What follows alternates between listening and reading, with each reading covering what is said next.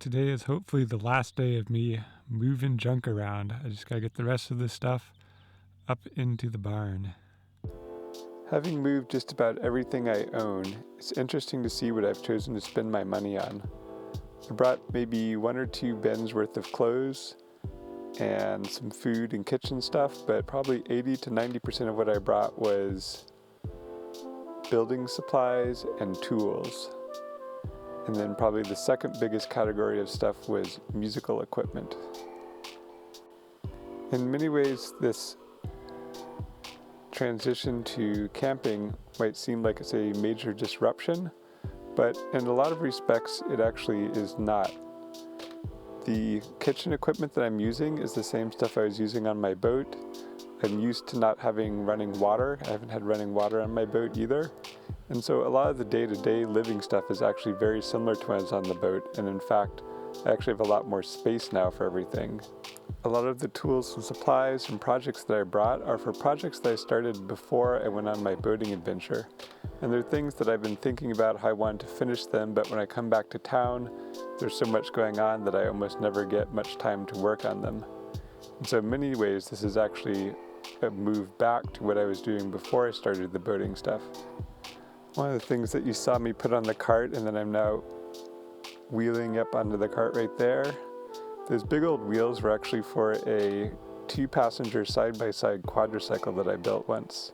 It was an interesting project. It definitely had some design flaws, a bunch of things I learned from it. And I've held on to those for years knowing that I wanted to do something with them in the future, but never quite sure what.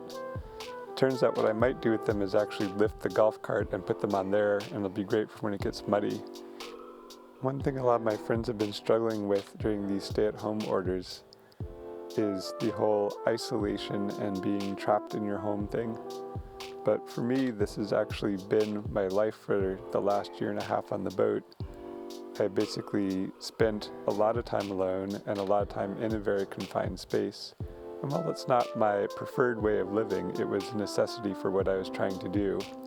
And so I've definitely gotten over that hump of being in a small space by myself.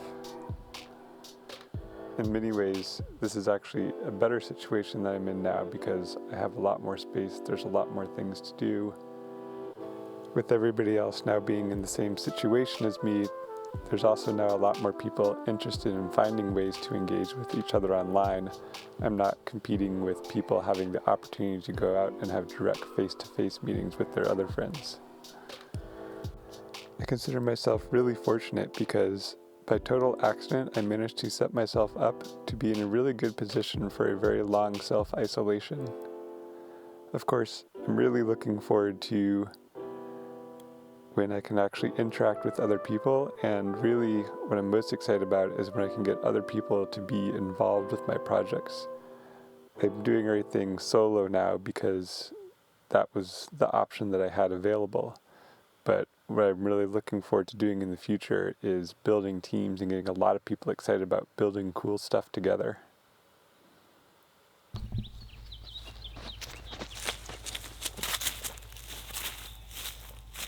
Hopefully that's the last video you're going to see of me moving stuff around for quite some time.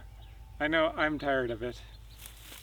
If all goes well, tomorrow I actually get to start building something, so that should be pretty exciting. Whew. Now I've got to set a trap for that cute little mouse. Being cute doesn't help you if you're destructive. So that mouse has got to go. Sorry, buddy. Should have picked a better home.